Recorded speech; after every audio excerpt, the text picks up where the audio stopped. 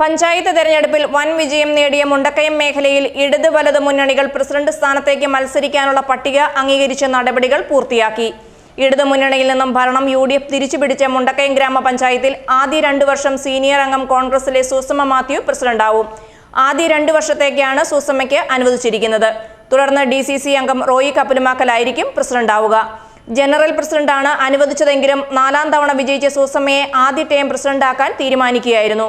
LDF-ൽ നിന്നും ഭരണം തിരിച്ചുപിടിച്ച കൂട്ടിക്കൽ ഗ്രാമപഞ്ചായത്തിൽ വനിതകൾക്ക് സംവരണം ചെയ്ത് പ്രസിഡന്റ് സ്ഥാനത്തേക്ക് സീനിയർ കോൺഗ്രസ് അംഗം ആൻസി അഗസ്റ്റിനും വൈസ് പ്രസിഡന്റ് സ്ഥാനത്തേക്ക് KR രാജിയെയും മത്സരിപ്പിക്കാൻ UDF നേതൃത്വം തീരുമാനിച്ചു. ആദ്യ 3 വർഷത്തേക്കാണ് സ്ഥാനം നൽകുക.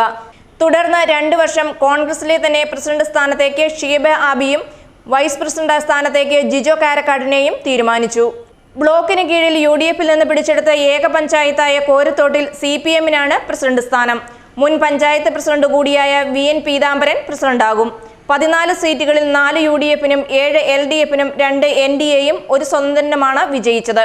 പെരുവന്താനം ഗ്രാമപഞ്ചായത്തിൽ UDF-ലെ KR വിജയൻ പഞ്ചായത്ത് പ്രസിഡന്റാകും. 11ാം വാർഡ് തെക്കേമല വാർഡിൽ നിന്നാണ് KR വിജയൻ വിജയിച്ചത്. 12ാം വാർഡ് പാലൂക്കാവിൽ നിന്നും വിജയിച്ച ഷീബ ബിനോയ് വൈസ് പ്രസിഡന്റും. ആകെ 14 വാർഡുകളാണ് ഗ്രാമപഞ്ചായത്തിൽ ഉള്ളത്. 10 വാർഡുകളിൽ UDF വിജയിച്ചപ്പോൾ 4 വാർഡുകളിൽ മാത്രമാണ് LDF വിജയിച്ചത്. കഴിഞ്ഞ തവണ UDF ഭരണസമിതി തന്നെയാണ് പഞ്ചായത്ത് ഭരിച്ചിരുന്നത്. ഭരണം നിലനിർത്തിയ പാർത്തോട് പഞ്ചായത്തിൽ CPM-നാണ് പ്രസിഡന്റ് സ്ഥാനം. അന്നമ്മ ജോസഫ് ആയിരിക്കും LDF-ന്റെ പ്രസിഡന്റ് സ്ഥാനാർത്ഥി. കേരള കോൺഗ്രസ് എമ്മിലെ ഡയസ് കോക്കാട്ടായിരിക്കും ഇവിടെ വൈസ് പ്രസിഡന്റ്. LDF 10ഉം UDF 8ഉം 1 NDA-യും 2 സ്വതന്ത്രരുമാണ് ഇവിടെ വിജയിച്ചത്.